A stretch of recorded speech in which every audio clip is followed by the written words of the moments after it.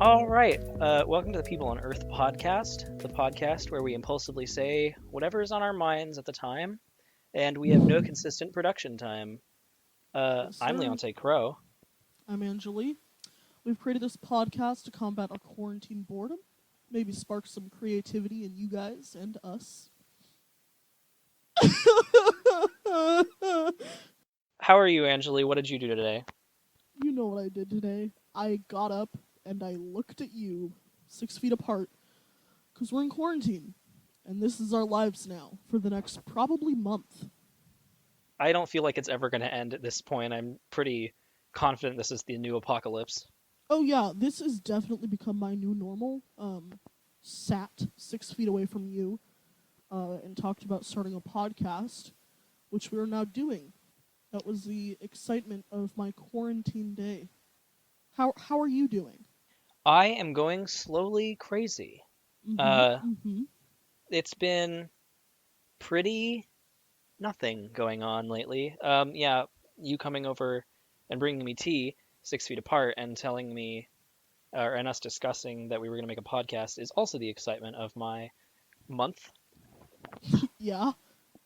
Um, but it's been difficult, surprisingly, because at the beginning of quarantine, I was actually like pretty cynical, and I was like, wow, I'm surprised just how much people need social interaction.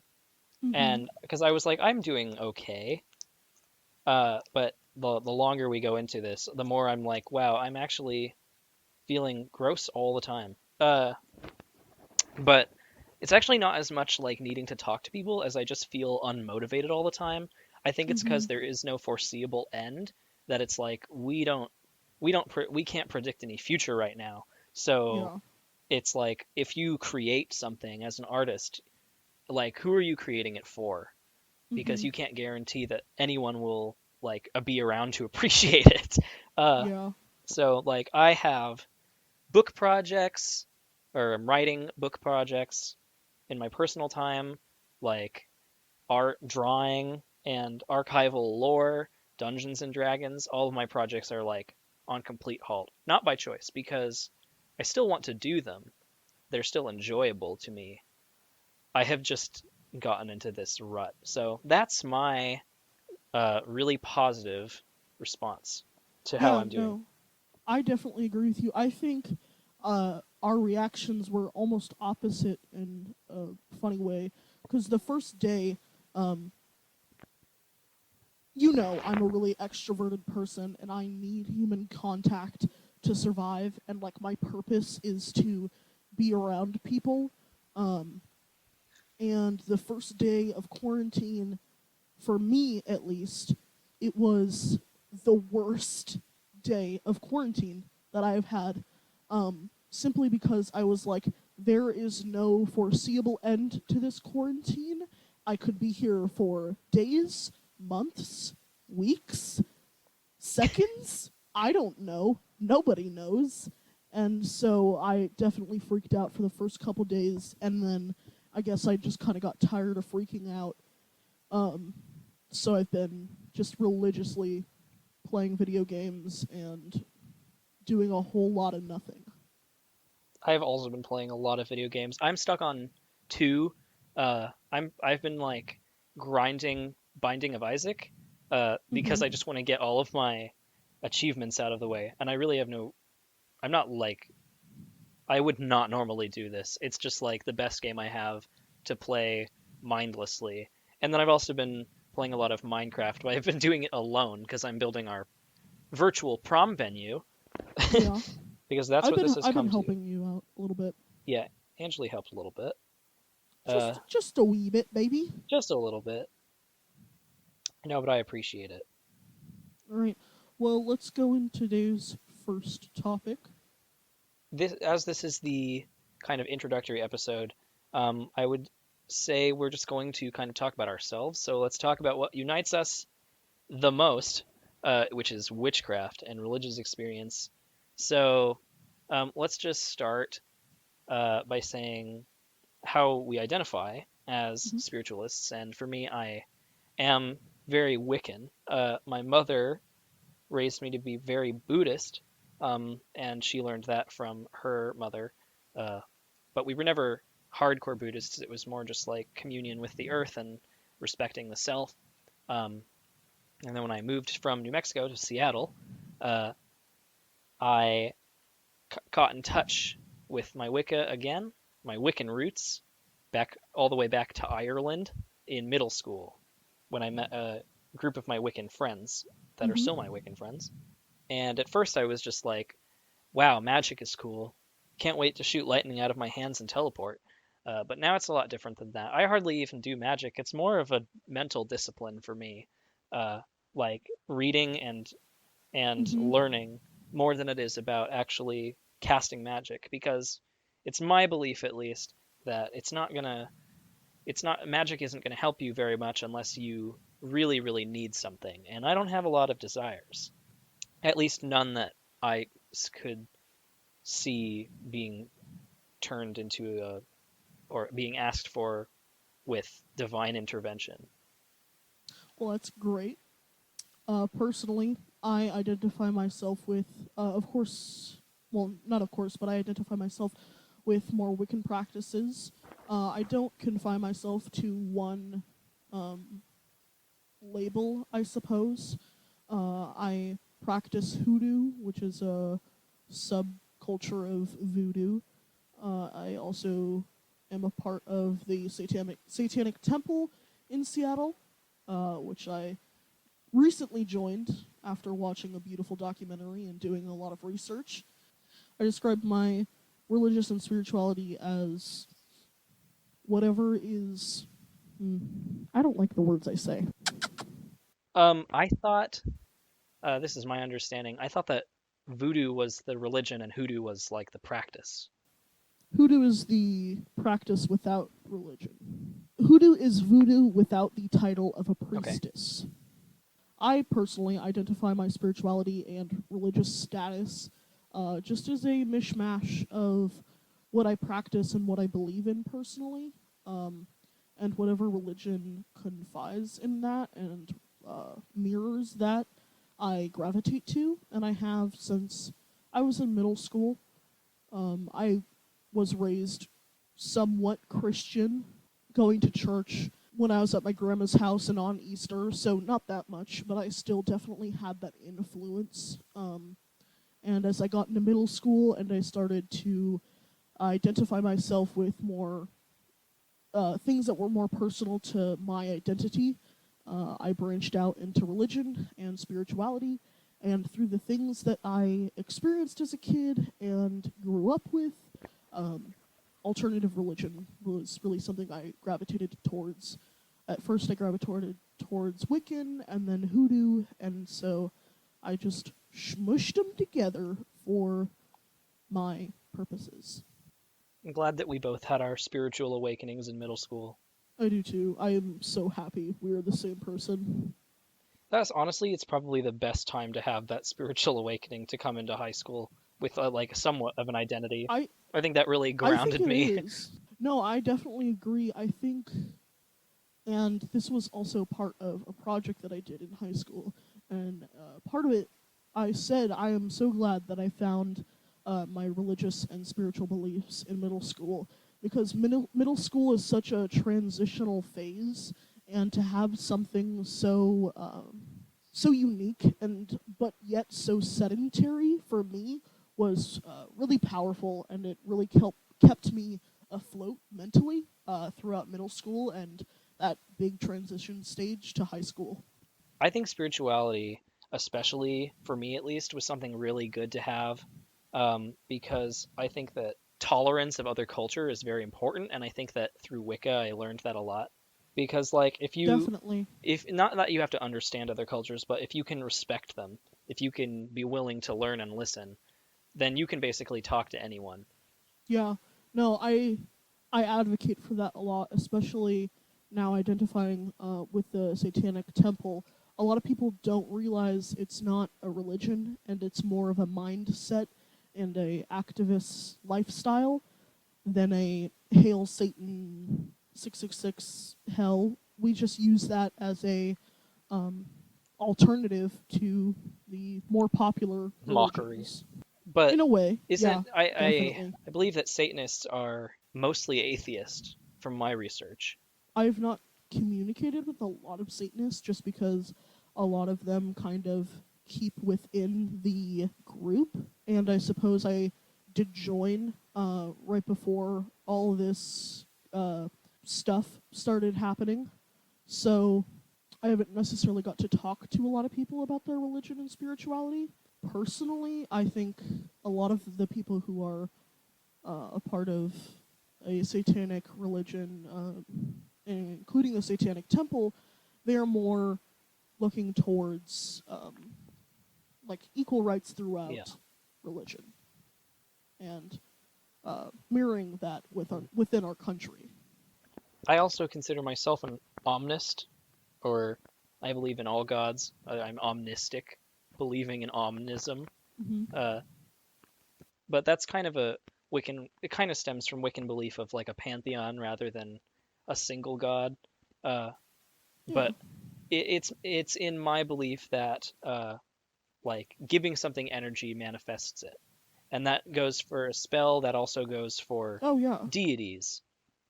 And so the fact that we can believe in God and Buddha and Yahweh and Jehovah and I don't know, Vishnu, Hmm. the rest, uh, means that they are Hmm. real.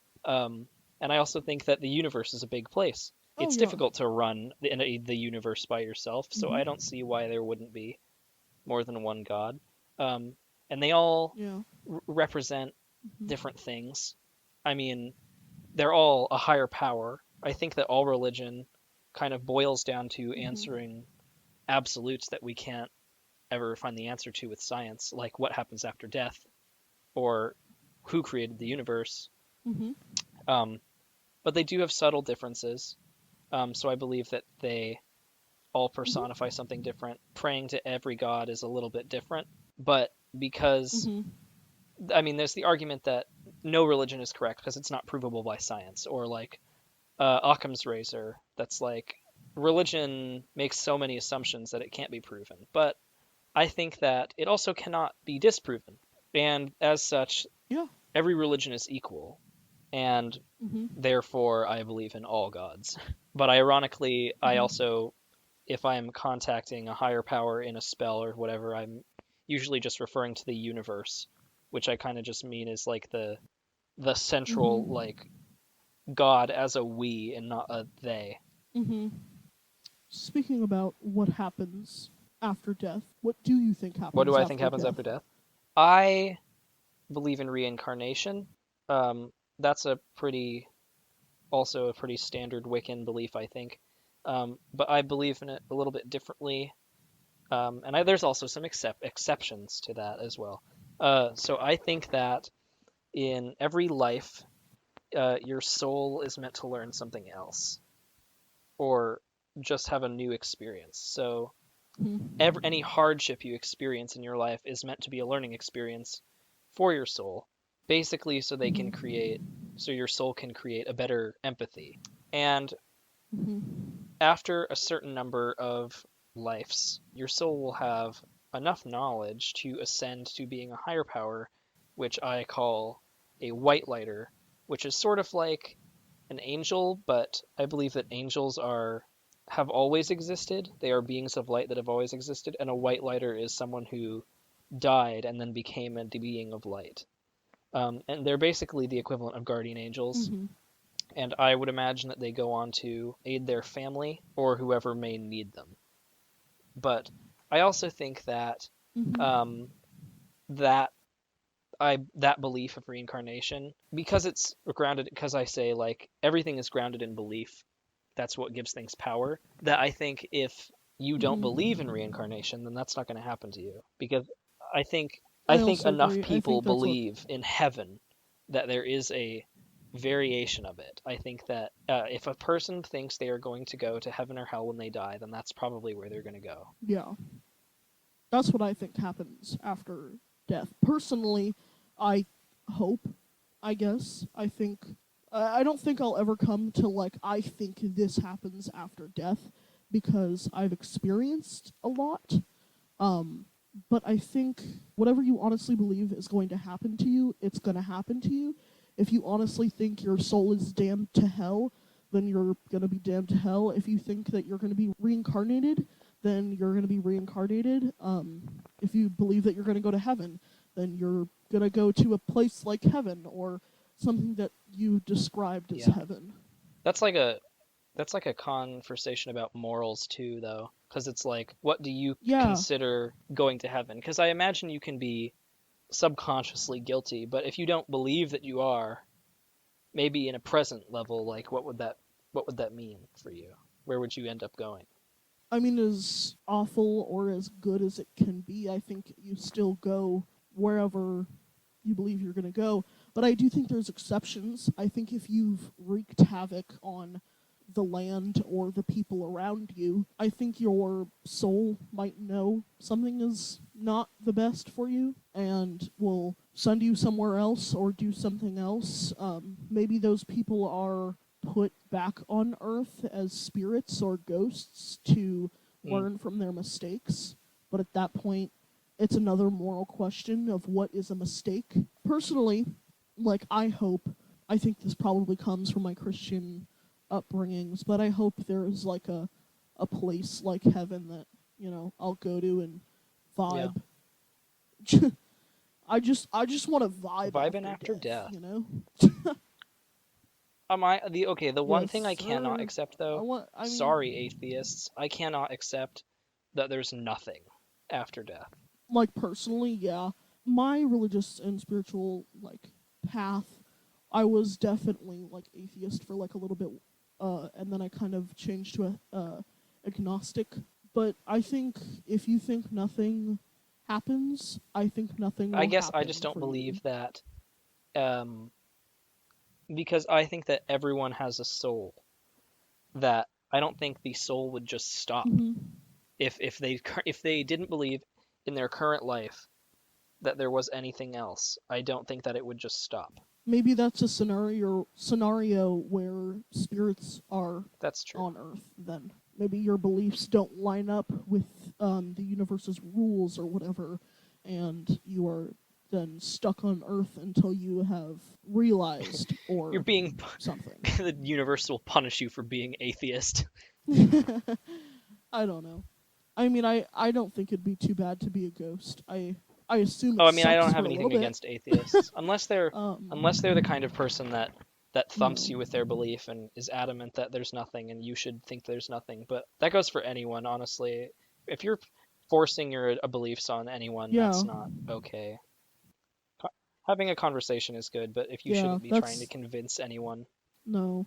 And I also want to make that clear. We're definitely not trying to convince anyone to be anything we believe in. We are just saying new things to you, maybe, or maybe these are things you know and believe in. That'd be pretty cool, but if not, that's pretty cool too.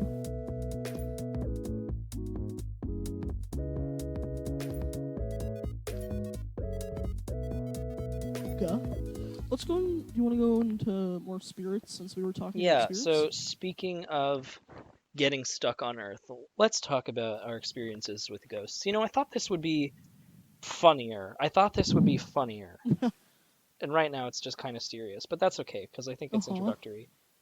We do plan on having like other Yeah. topics and other people on the show.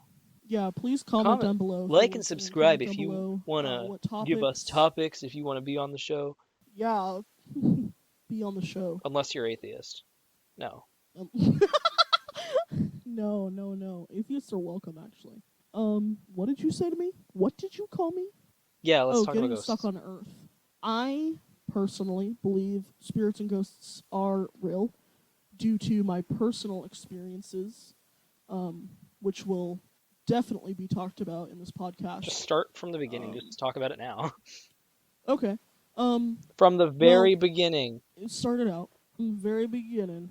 Well, when I was very little, probably around 3 or 2, or 3 or 4, I guess, uh, our apartment building that we were living in, me, my mom, and my father, burnt down.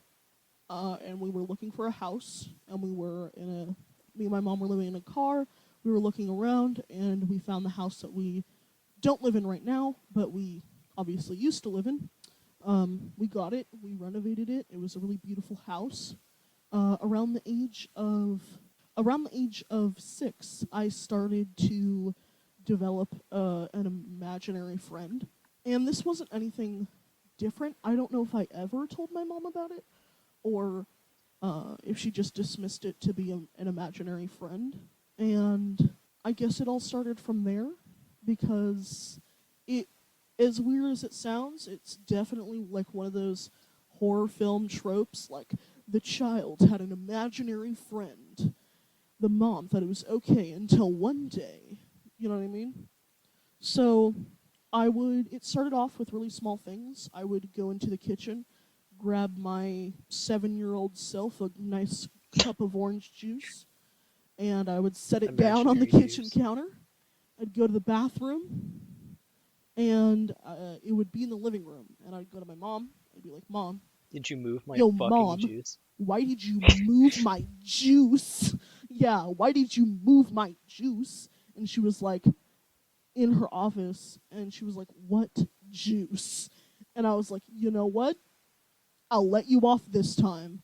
And that's just how it went for about a year. Really Things would just tense move about the around. juice. Um, Mom, do not touch my juice, and that's how it went really for about a tense. year. Yeah. But things would just move around the house, and eventually things got worse, or maybe I just started remembering at this age. But I would hear like all of the bedrooms were downstairs, and above us was like the living areas, so living room, kitchen, dining room. But I would hear footsteps all night. All night I'd hear footsteps, and then they kind of progressed, and I would hear them on the stair steps, and then I would hear them in the hallway, and then I would start to feel uneasy and like I wasn't alone. And I mean, you can all chop this up to a kid having a wild imagination. But some of the stuff that I experienced in my more teenage years, definitely stuff that I can't explain. And I don't think anyone can But yet. like your parents and your So, aunt experienced it too. oh yeah, my mom, to this day, we still talk about how she would hear like just like singing. We would hear singing. What I chop it up to basically is there were multiple spirits in the house. I think there was a little girl, an old woman, and a what I thought was an old man, or a taller gentleman. My first experience with this taller gentleman um, was one night I was in my room, and my room opened up to a large hallway, and I was sleeping. It was probably a Saturday morning or a summer morning. My parents were home. They were upstairs. My dog, at the time, was upstairs. I was sleeping, as a child would, and I woke up to someone punching me. And then I saw a tall, dark, and handsome, not really, but I saw a tall and dark figure cross my It doorway. was your And dad. it It was your dad. He was immediately the one moving the juice. He was the one moving the juice. He was not the one Tall, moving dark, that and juice, handsome I was moving the promise you juice. that. Yes, that's what we have nicknamed him, kind of. We also nicknamed him, just to not give him power. But tall, dark, and handsome, we'll call him for right now, punched me and walked by my doorway. And, of course, I think I was 8-year-old, I freaked the fuck out, and I ran upstairs, and I asked my mom and my dad, "Were you just downstairs?" And they go, no. Do you want pancakes?" And I ate pancakes in fear that morning That's really funny. because something had Mom, just Dad, did you punched me punch me in and my woke me sleep? up. Yeah, and we Yeah, got rid of pretty all the much. I mean, like, juice. what else? Yeah, I mean, like, what else was I supposed to think? Like, I at that point I had never really been exposed to something like that, and as a kid, I was always super duper scared of like ghost shows and horror shows, which is kind of ironic because that's like the only thing I watch now. Um, but yeah, I was definitely freaked out, and that's when it kind of all started to rile up. And I know I've told you this story many of times, but every time I tell that story, I get chills. I know every story, Angeli. I know you know every story. I know every waking second you've had in your life. But yeah, that's when it really started and developed into something more of an attachment. Again, you can believe what you want to believe. I know what I experienced, and a lot of my family members experienced the same thing. The spirits definitely had favorites in that house. I remember for a short time we were uh, towards the. This is really late. I was probably 13 around this time, 13 or 14, and my aunt was living there while we were living somewhere else. Um, just location, and she needed a place to stay, and so she stayed there, and you could definitely tell the spirits did not like her. I don't know if it was her energy or that she was disrespectful in any way, but they just didn't like her. Like, we would go back to the house, and she would comment, like, just about things moving around, things being knocked over, broken, hearing stuff, like walking across, but, like, really, I don't know, I guess aggressively. Um, and when we would go in there, it was just like a very tense feeling. Like something was about to happen all the time. And I have plenty of friends to this day that says like going up the stairs in your house was so terrifying because there was I know there's like the meme of like a ghost like following you while you go up the stairs, but it was real. It felt so bad going up the stairs at night. Even in the morning, it was like broad daylight and you would like scatter up the stairs because you were Scatter. terrified. Yeah, it was a beautiful house. It was just haunted, definitely haunted. And I think the only person that either discredits what happened or didn't experience much was my dad. And even to this day, when I ask him, he's like, "Oh, ghosts are they're not real." And I'm like, "Okay, I respect you. I respect that, but also consider being punched by nothing." Okay, Dad, I'm calling CPS. Oh, we also, Great. like, not to That's mention that we also contacted the current owners of the house to warn them, and one of them was like, yeah, there's definitely something in this house. Oh yeah, we recently contacted. I think it was a couple, and they had split. And I contacted the man.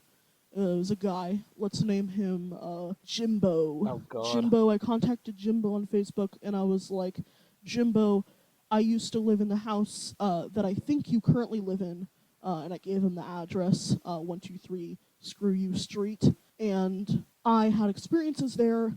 I see on Facebook that you have a kid, and I would hate for what happened to me to Not happen to stalking you at them. all. We just know And that he you live here goes, and have a kid. We are not preparing yeah, to we just, kidnap your child, I I mean, you're promise. up, yeah, his Facebook profile is public, so I'm like, it's your fault, basically.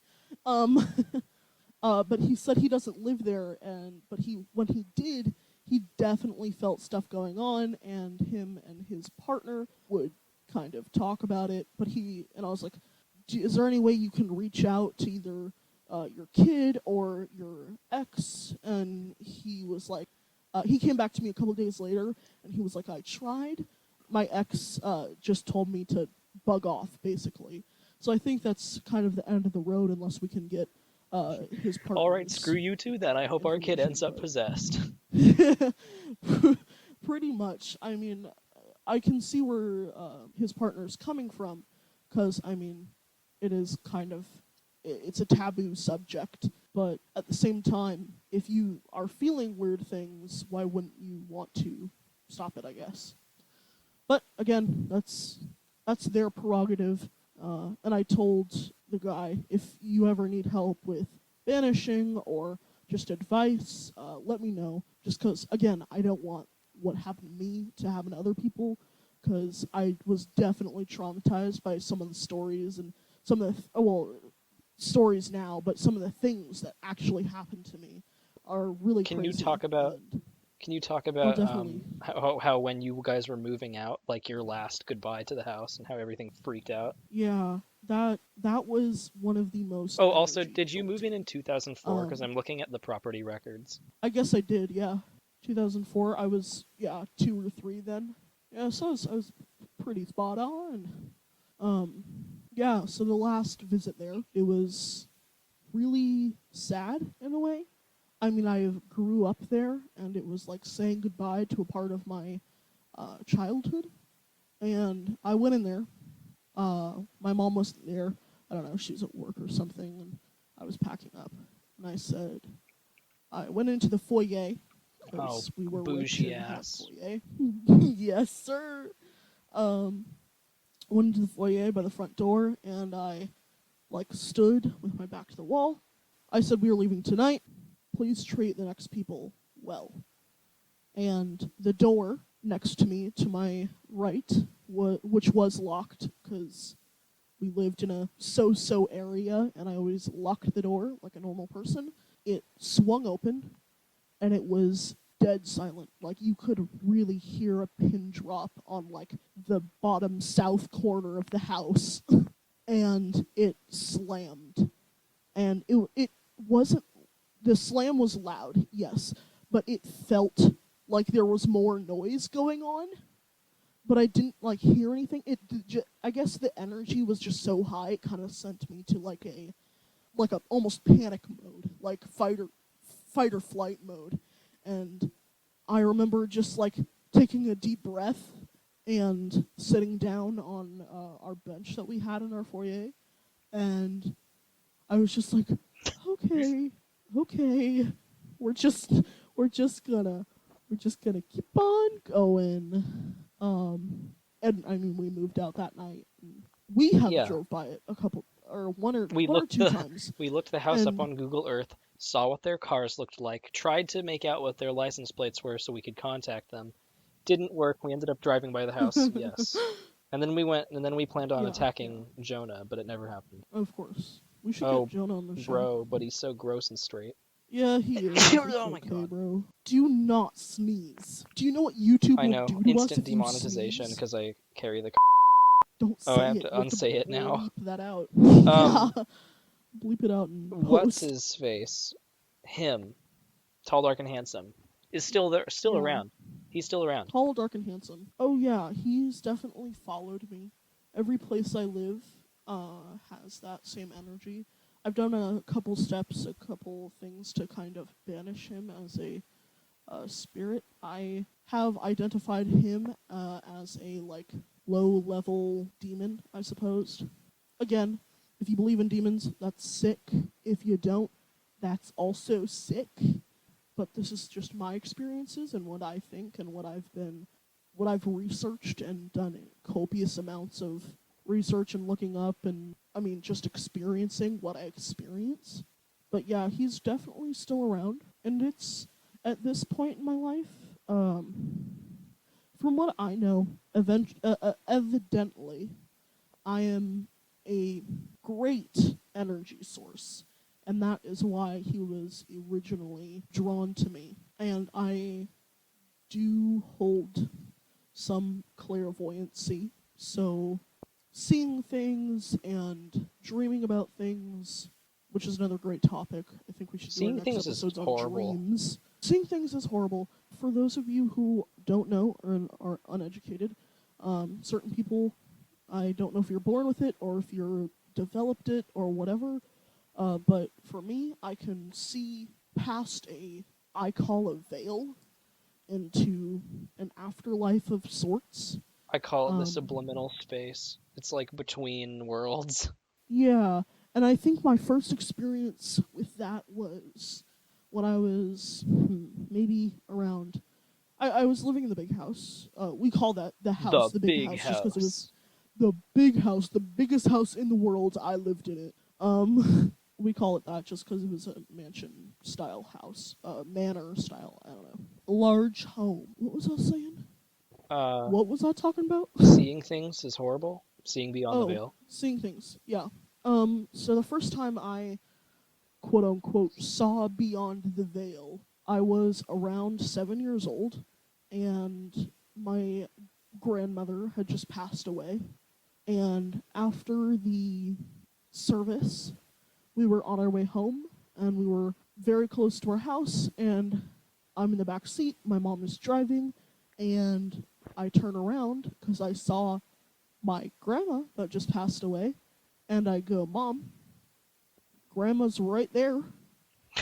And she looks, and there's nobody. Your mom fucking Like, swerves off the road. yeah, she sees there is nobody. I think we were like slowing down because we were at the bottom of the hill. She looks, there's literally no one. Like, not even an old woman, nothing. There's nobody. And I'm like, there is grandma right there waving to us. And of course, since she's driving, she continues to drive. Hits And grandma, she kills her again. no, she continues to talk about that story though, like to this day. She's like, I remember the first time you saw ghosts, I and remember I'm the like, first thank you, time my little mom. girl fell into the veil. Pretty much. I have something I can't see like you see, because you see like full body flesh and blood like people. Yeah, it's quite scary. Just the other day, I had kind of I call them close calls, where someone looks so lifelike that I cannot tell that they are a spirit. Usually with spirits, I can see kind of they're just kind of, they have an aura, almost. So you can tell. But some, I think, either are just stronger energy, or maybe these are spirits who are like residual energy. But the other day I was driving with my boyfriend, and we were driving to Dairy Queen because that's the excitement of quarantine. And I look over by a road sign and I say, huh, look at that cool hat she's wearing. And my boyfriend looks over and he says, what? And I go, oh, I realize as I get closer that that is not someone living. And I go, oh, never mind. Not a crazy hat. But she was just wearing like a huge sun hat with like flowers and like different, like it was like yellow and white striped with like, what are the flowers called? Like bluebells. You say, "Oh, Like the just kidding, she's purple. not alive." Yeah, pretty much. Bluebells and like I don't know, like daisies, the white flowers with yellow inside. And I was just like, oh, that's a funky hat for a pouring, raining day. So that was my most recent experience, and it was pretty. It's always pretty concerning because I kind of fear one day someone will be walking in the middle of the street and I slam the brakes and no one's there, and I look like a crazy person. You know, just just just those inside thoughts. Gah. Now I'm just being reminded of when we went and did those witch bottles and buried them at the edge of the Oh, park, and there was like an entity like circling us. How that was horrible, but yeah, we did a spell together. Um, we consider ourselves a part of our coven. We did a spell, and it's a protection jar spell, and you have to go to a location far away from your home and bury it to send the negative energy there. Again, if you believe it, great. If you don't, great.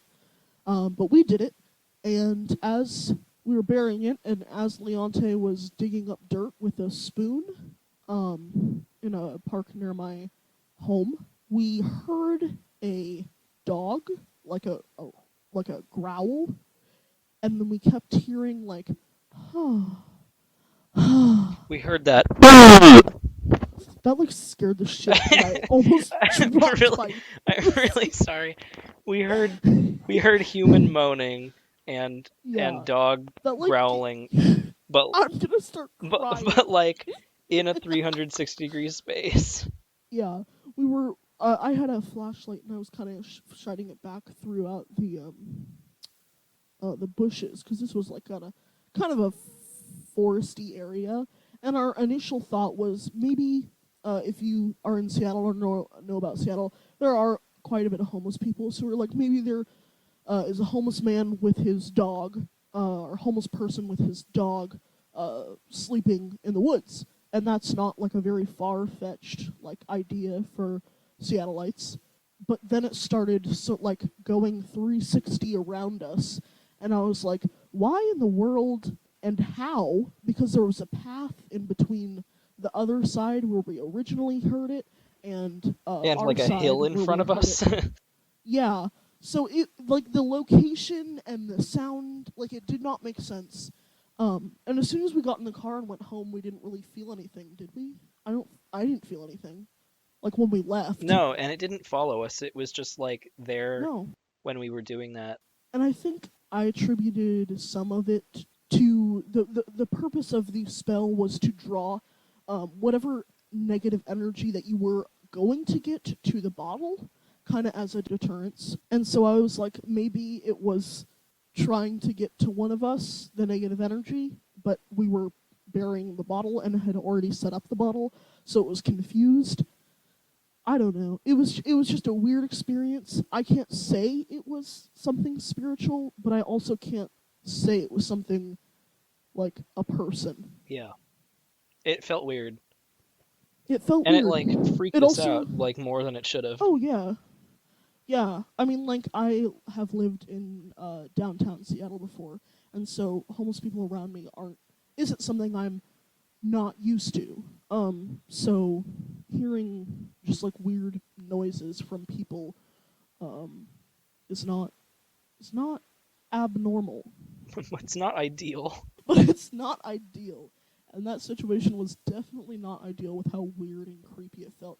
Again, it could have just been the combination of like someone's voice being thrown across the forest and it being like a dark night in a forest and we were just creeped out, you know. But at the same time, I am a choosing to little bit believe that it was the coincidental. rake. The rake? Yeah. What? You know, like that creepypasta with like the oversized Oh my arms and it just god. shows up at your like bedside and like eats Oh, your child or I whatever. would. That was my childhood, bro. I You're being haunted by the rake, Angeli, I'm being haunted by the rake. writer of the rake creepypasta. I Bro, will not every take night I credit would for wake that. up and Jeff the Killer was sitting right on my bedside. I think that'd be kind of That's fun low key actually. hot. That'd be low key hot though. I think I'd get used to that. I think I I would give him some like sunglasses so I didn't have to look at his horrible lidless eyes. But like yeah. I would probably vibe. We would play Minecraft and lo-fi. Oh yeah. Like like I said, I was always super duper scared of like ghost story stuff when I was little. I think a part of it was denial, but I mean, I watch and listen to a lot of creepy, whether it's creepy pastas or whether it's just ghost stories on YouTube or podcasts or TV shows. I listen to a lot of that stuff, and so over the years, I've kind of got accustomed to it. Like I'm the type of person that can, at the end of the day, lay down in your bed and turn on TV and watch a horror movie by yourself and go to bed peacefully. So creepy stuff has definitely become more normal, and so I think if Jeff the murderer was at my bedside, I think we'd vibe.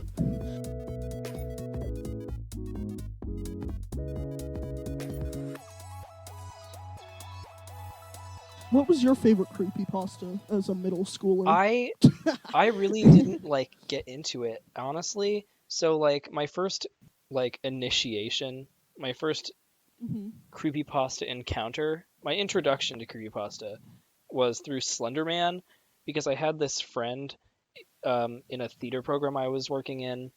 This is a really weird story because she we were like at a party or something in someone's backyard, and she was freaking out, and because it was like dark and woods. And I was like, "Why are you freaking out?" And she's like, "There's something I have to tell you." And I was Oh like, my God, god. why are you being like this? Literally, like, True middle whatever school you're about to fashion. say, I literally do not care. I can guarantee you I will not find it interesting. Uh, and she was like, let's just say it's killer garden gnomes. I'm scared of the garden gnomes. I'm like, bullshit.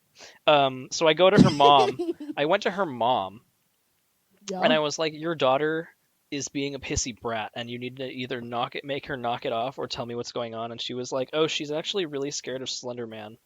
And I was like, go on. Oh. And so then I got the story of Slender Man, Mhm. and I don't think it freaked me out at the time, But I do remember there being a period of time where I was like, damn, that is actually legit terrifying. I am going to cry myself to sleep every night. But true story, I ended up having a dream one night that Slenderman showed up in my dream and told me like, as long as you do your homework, I won't murder you.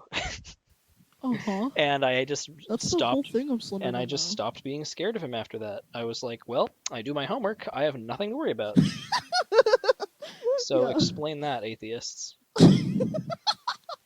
If I do the things I'm supposed to do anyways, turns out I won't be murdered. That My was just my dad whispering in my ear in the night, like, do your homework or I will murder you in your sleep. I'll do that in post. I'll um, do that in post. I know this isn't really a creepy pasta. This is more of a spooky tale. But I think this is the first introduction to anything like really that I want to say like commercially spooky, which was Bloody Mary.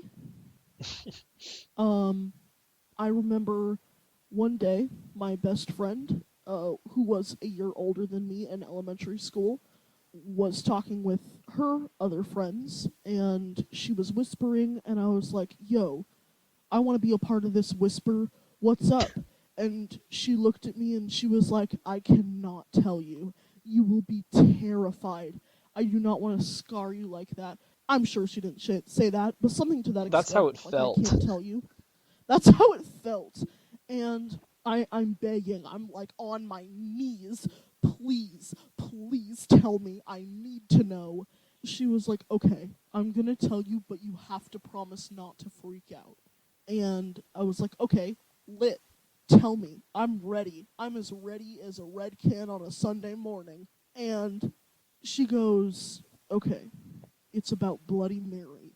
And I'm like, "Bloody I'm Mary? really What's scared. Can you Bloody stop telling the Mary?" story? I'm actually getting really scared. That sucks to suck.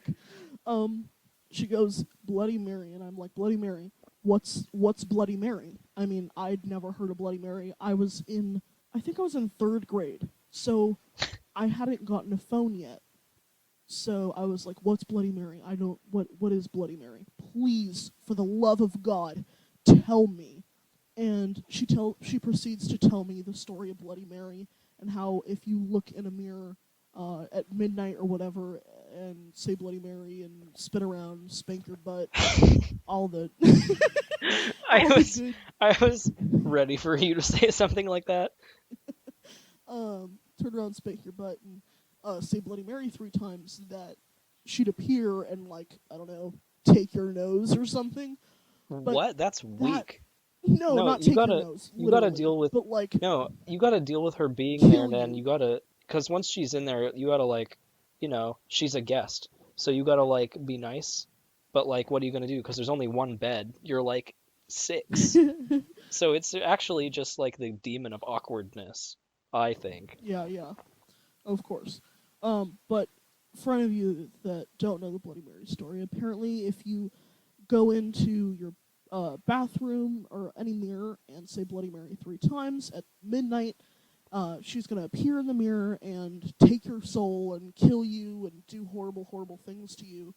Who doesn't know about I Bloody Mary? had, I don't know, but I I'm had pretty at sure I this was born point. with that knowledge. Sorry to kill your fun of your like sixth grade awakening, but Third grade, oh, I'm sorry that you were stupid okay, your you. infantile awakening. This was me in my pre-pubescent toddler, barely walking, no teeth stage, learning about Bloody Mary. I'm pretty sure I was still damp and purple when I learned that. Uh huh. I'm sure you Sorry, were. Going back to that my was really story, angry. Tantrum is over. tantrum is over. So at this point, I had already said Bloody Mary once. And as a kid, you take imagination places where it really shouldn't go. And I thought she meant if I said it 3 times throughout my entire life and then ever looked into a mirror ever Really again, funny. that I would die, that she would kill, that Bloody Mary would kill me. And at this point, I didn't know the concept of death. I mean, like, it kind of She's been talked about in always church. listening. Yeah, but so I go home and I play it cool for the day, but when I get home, I am a mess. I am an absolute mess, and That's I go to so my funny. mom. Listen, there's more to the story. I go to my God. mom crying. Shut up. I go to my mom crying that I'm going to be killed by Bloody Murder or Bloody Mary, and then I like And she gasped punches you in the almost. face. I no, I gasped, and I was like, I just said it a second time, and then I started You're crying more. two-thirds of the way there. Yeah. Life speed run. Um, like speed run, and I I will tell you for the next 2 nights, my mom, God bless her heart, had to stay up with me while I cried and like cried like streaming tears Oh, down my face, can't breathe, my nose is stuffed, cried myself to sleep oh my God. because I was so scared that somehow, like in my dreams, I would see a mirror and I would just die. I was so I shit you not. I was so scared that I was legitimately going to die at the age of third grade At the because in age of my third. dream, the age of third grade, in my dream, I would say Bloody Mary one more time and look in a mirror, and because I didn't have any control of that, That's a and real emotion. no, it was so real, and I bet if I asked my mom, she would like roll her eyes and like probably start crying from the trauma she had to endure. She lost so much sleep. She did. I cried for 2 nights because I was so scared of falling asleep. And the third night, That is so and the third night, pathetic. I know it was one of those pathetic childhood I moments. just And the imagine your third mom night, being like, you know what, just get it over with and say it a third time so I can go back to bed.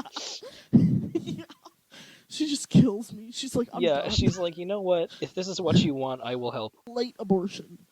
It's never too late. It's, but yeah, I was petrified. I was petrified. I think I was more scared of that than I was with the actual ghosts in our house.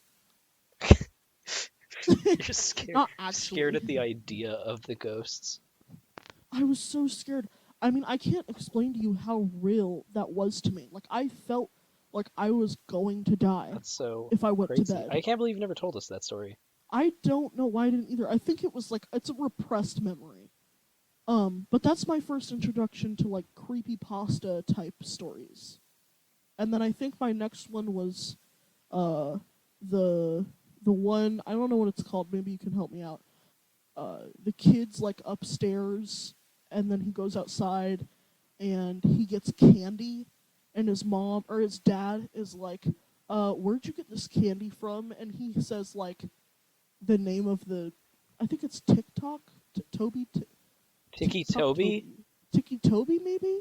Or I don't know, maybe I should look this up. Or Maybe if you're I'll thinking look it up of and the Laughing Jack, or that one, Laughing Jack. That oh, I just got chills. For some reason, that one petrified me. I listened to it like 15 times. It was so good, but it scared the crap out of me. yeah, And to this day, it's doesn't he my like favorite find his creepypasta. kid like flayed in his room at the end of the story or something? No, he fillets his kid because he's trying to kill the Laughing Jack. Oh, I'm all right, that's scared. better. Yeah, That is. he fillets his own Why didn't kid. you have like these horrible gore moments in your childhood? I don't know. That's I really don't funny. know.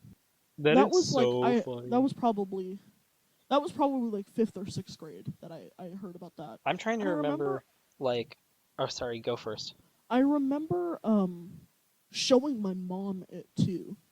And her takeaway, one and I remember this, one line of it says he like hears his kid screaming or something happens and he says and of course I go to blah blah blah like any good dad would, and she paused it and she was like any good dad, like any good parent would go. And I was like, Mom, this kid is being filleted, and you care about what he's saying. It was just like uh, uh, like Angry you're moment. not getting the point. That's really You're funny. not getting the point, mom. Mom, you're not scared, right? Yeah, be scared correctly. I don't think I like really got into creepypasta until I started reading it myself. But I think Oh mostly I yeah, just like learned about them through YouTube because oh yeah. I've I only watched them. I never read yeah, them. I think I've like actually read like two entirely. Hmm. Yeah. I know that I wrote one when I was like in 8th grade and it was really bad because I was like, "Oh man, I didn't know you could submit these stories." I don't know how I thought they got written, but uh Oh. I didn't know you could submit these, and I like opened up the submission box, and I was like, no thoughts, head empty. Let's write a story, without any Yeah. planning. And I wrote one that was, I mean, I guess it was interesting to me, but it wasn't good. It was about like a um like someone working in a mental institution, which is already a problem. Uh, Uh huh. it's like some like 13-year-old kid working in a mental institution, and Of course. I think he was like a volunteer, and one of the patients he was helping had like would just say like I should have called on repeat all the time, and then he got a businessman that came to his door, and the businessman had like no eyes or eye sockets, just like nothing there, uh, and he gave him a business card, and it's like if you, it's supposed to be like if you call the number on the card, then what plays at the other end of the call drives you insane. But if you don't call, then he comes back and kills you while you're asleep, and so you just really can't win. Um, Uh huh. but then the end of the Like any story is good just story. like the end of the story is just like some other 13-year-old signing up for the empty position at the mental institution because the first 13-year-old mysteriously disappeared, and it was like, yeah, Hmm. that sure was a creepypasta. I did have dreams Yeah. about being that person, being the creepypasta Hmm. like itself though, which was weird. Hmm. But yeah. No, I love creepypastas and like, um, I guess you guys don't know, but I am an actor, and one day I hope to pursue, of course, more acting, but I want to pursue making a movie, and I want to make a horror movie of my experiences, and I guess I just want to share with the masses of what can happen, and I think a horror movie that ends with based on a true story is always the scariest. hmm Yeah. I think that documentaries about horror are even worse. Like Oh yeah. there's a documentary. I guess it's not necessarily a horror, but there's this documentary about a woman who starts filming aliens like flying over her house with this camera, and Mhm. they start communicating with her like through thought and like dream. Uh, Mhm. and so they do a whole documentary on her and her family, just like and their experience with these aliens, and then they realize in post production that they actually caught footage of these aliens going over her house Wow. in the footage, and they didn't notice Wow. until afterward. And they went and tried to recreate the effect because they were like, maybe there was just like a car driving over the hill in the background or something. Yeah. They couldn't recreate the effect, and Yeah.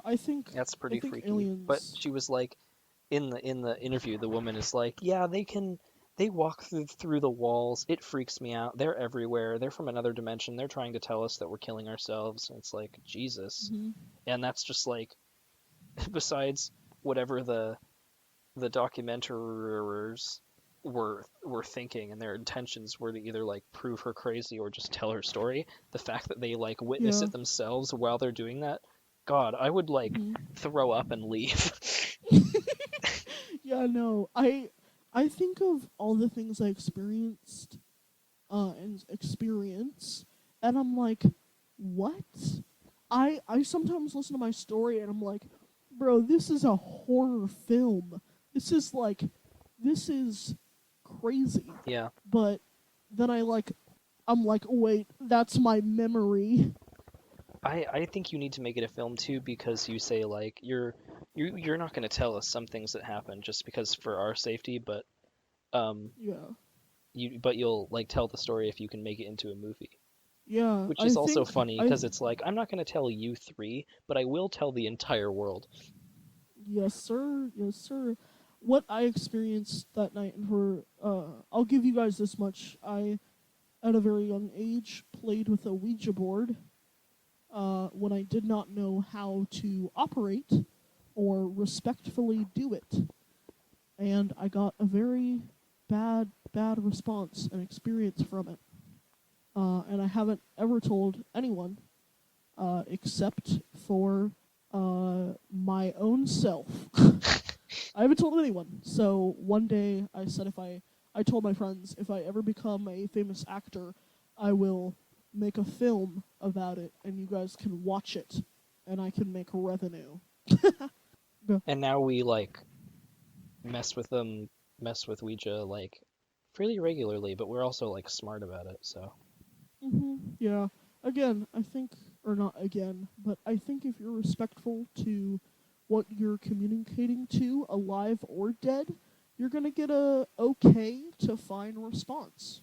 Go so answer that, atheists. That's what this episode's going to be called. answer that, atheists. Instantly demonetized.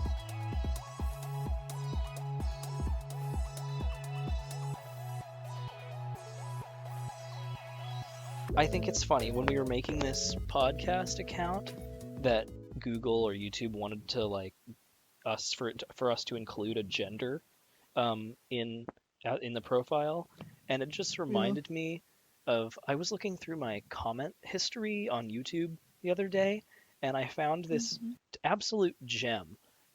That and when I say gem, I mean like it was really it's a problem, but it made me laugh. Yeah. Um, on the video, Daz Black watches Milo's response. I don't even remember what this video is about. I don't even watch Daz Black anymore. But the comment is, I identify as a compass pointed southwest on the back of a small sheep somewhere in the Galapagos. Oh my I god. just think about how much we have changed, how much I Oh have yeah. grown as a person, because that is not something I would say today. But I No. got a kick out of that because I was like, wow, what a Mormon I was. What an absolute moron. I watched Yeah, so many no. Sims videos. Like all of the comments on Sims videos are really funny because they make no sense. Like if you didn't know that they were Sims. Leave some wacky comments down below. We'd love to read them. We don't currently love to read them because this is our first video. I miss the good old days of watching nothing but Lego animations when I was in like first grade and started my YouTube channel and I was like only watching Lego animations and then I started making them and they were all really shitty and then I started Uh making huh. like a reality show about Dracula, which was basically just 100% riff. I think some people That's have seen that, but there is existing videos of like 5-year-old me in a vampire cape talking about getting murdered by the townsfolk. I mean, as any 5-year-old would Yeah, do. you're right. I would play some really sick and twisted games with my neighbors. We would play the one that comes to my mind that's the funniest is we would play Kidnapper, where Yeah. she was my age, but then she had a brother who was younger. So I think we were like 8 and he was 5.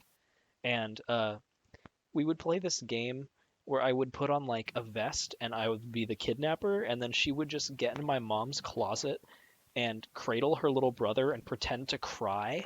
And I would My occasionally just come into the God. closet and tell her to be quiet because like that's what because I kidnapped her and that was it. And we'd just do that Yeah. for like 10 minutes and then that was it. Yeah. Ah, memories. We were Oh, like, childhood we want to memories. romanticize like emotional abuse. But that's just what little kids do. It's like soap opera Yeah. make believe. That's like really how it is. Oh, I remember as a kid, me and the neighbor kid, my neighbor would play, and he had a toy car, as well as I did, and we would pretend to be in a car crash, and one of us would always end up dying. and it turned. I remember one time we did this car crash. We created this car crash scene in, I don't know, one of our backyards, and he goes, he goes, Angelique, and I'm like, Grayson. Raisin. He's like, Grayson, and he goes, I've always loved you, and then he died, and it was like a tragic love story. That's so Like, beautiful. we were past lovers, and we happened to get in a car crash together, and It's now I have to beautiful. live with the trauma of my only love That's the shit that dying never in my leaves you. hands. That's the shit that won't ever leave, That's no what matter that's how what hard you messed try. me up to this day. I remember I was in summer school one year, and it was just because my parents couldn't afford to like take care of me and work at the same time. And Yeah, it was same. miserable. God, summer school is so pathetic and gross. I'm really sorry anyone has to experience that because like nobody wants to be there, not even the teachers. Um, Yeah. but I mean, I guess this is a little off topic, but the point is, one of the games we played was like this vampire like castle society thing, and as I recall it was like this was a game that we played for the entire summer, so it was like Mhm. episodic. um Yeah. but I remember that somewhere near the end there was this the I don't know, the story had gone downhill because we ran out of ideas, and it was to the point where like everyone in the castle was a vampire except for the main character, who was this girl. I don't even remember what she looked like, but she was human. She was the main character. She was human, and somehow she gets transported into the future, but it's just like an image of the future, and the point was to like show her what will happen if she doesn't do something. I don't know. So it's like a flash forward for consequences kind of idea. uh and she just trying to, this is so stupid. It was like, okay, and I told, this is me telling her because we had to like stage this and direct it. I was like, okay, and now I want you to put your hand on my shoulder like you're trying to talk to me and I don't want to talk to you, and then I'm going to turn to dust, okay? And she was like, okay. And we were like, okay, go. And I tried to turn away from her, and she put her hand on my shoulder. It's like, no, wait. And I just turned to her and I said something like, "It's all over," and that was me turning to dust. And then I was like, okay, now fall to your knees and scream no. And she fell to her knees and screamed no. And I that is the end of that like story arc that I remember. But oh my god, was I a dramatic fucking little director. Yeah. I think this will probably be our last story of the night. This is a very short story. As a kid, I would play house with a Playing couple of house my hits. friends. Playing house hits, and it hits to this day. Me and my three friends, we all happen to be girls. We would play house. Of course, someone needed to be the husband, the wife, and the kid, and I always ended up being the husband. I don't know if that was because I was a beefy, chunky little baby or whatever. Oh, you're just really But progressive. I was just really progressive, and I always wanted to be the husband. But I remember a detail of our story was that the wife, whoever it was, would wear one of my mom's bras, or one of whoever's mom's bras, whatever house we were at. Um, and I occasionally remember, I know my mom did it, and one of the other girls' moms did it. But they walked in on us playing house, and like was like very concerned because one of them, it would always end up, sadly, mommy and daddy fighting and the kid in the corner. No, that And is how it so is. That is literally how it is. I don't know if that's projection or if little kids just I really don't want know. drama. I don't know, but there would always be one girl in the corner, and then me and another girl with a bra on over her shirt that was like the size of her head, would be like yelling at each other and telling the little kid to shut up. I feel that. I feel that really hard. And I don't know. I don't know what it. what is with kids with just needing that drama in their life. But that's what we would do. There were two types of house for me. There was either the casual house, in which case I was always playing the dog because I'm a fucking furry, I guess. Or it was like the hyper melodramatic, like some plot like, okay, we are all a family of sorcerers, but one of you turns evil, Mhm. and then it turns out that your like adopted brother is the high wizard or something like that. Uh, Yeah, Jesus, high yeah. wizard was the wrong word to say, but that's a don't think about it too hard. Don't think about it too hard. It's just house with kids. don't don't think about it so hard. It's just House. These games would make me livid though. House was Oh real. yeah, house was real. Little kids little kids be like, "Ah, I can't wait to grow up and be unhappy." Uh huh. Should I wrap it up? Yeah, I think we're good. Okay. That was fun. Well, fuck you, in particular. No. Well, thank you so much for listening, and if you want to support us, just give this video a like and subscribe to our channel. Always remember, house isn't that serious, and No, don't ghosts listen to will her. House is follow you. extremely serious. House is not serious. Bye. Thank you for listening. Comment down below if you want to hear us talk about something on the show, or if you want to be on the show, because we'll probably say yes, because we don't have a reason to say no unless you're an atheist. I'm joking. Especially if you're an I atheist. don't have anything against atheists. I don't but either. okay. I mean, Bye. I'm fucking atheist. Bye.